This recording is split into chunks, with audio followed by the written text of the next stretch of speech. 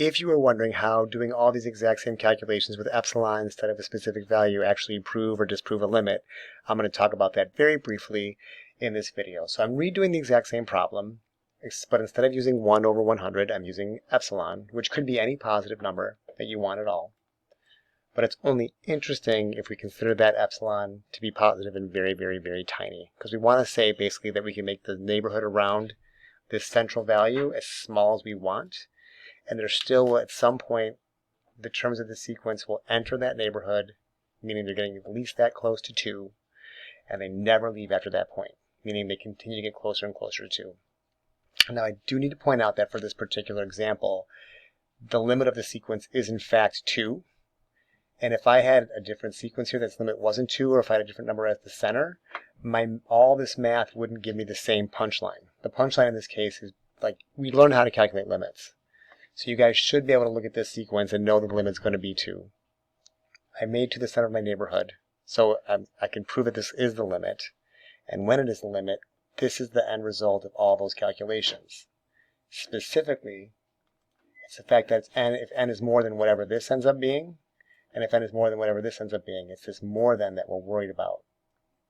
We need n more than in both cases because, as we said in the last video, whenever this is true and whenever this is true, all of this stuff is true, meaning this is, meaning this is true.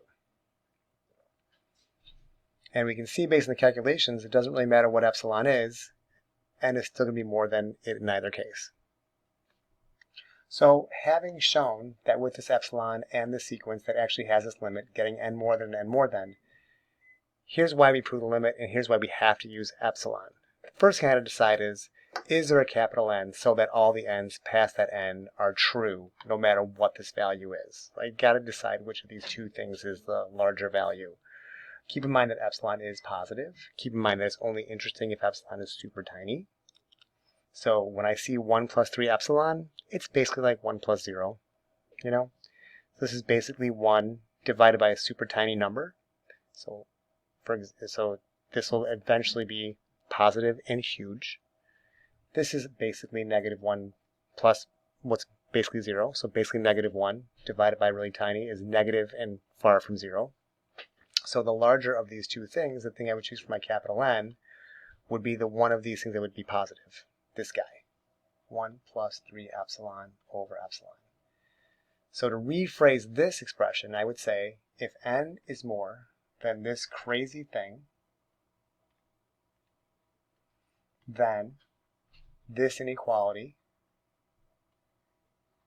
is true. And it doesn't matter how small I make n. As I make epsilon smaller and smaller and smaller, this value changes.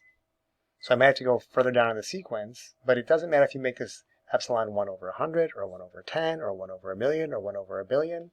It will change the value of this capital N, but it won't change the fact that all the n's past that point are that close to the number that you wanted to get close to.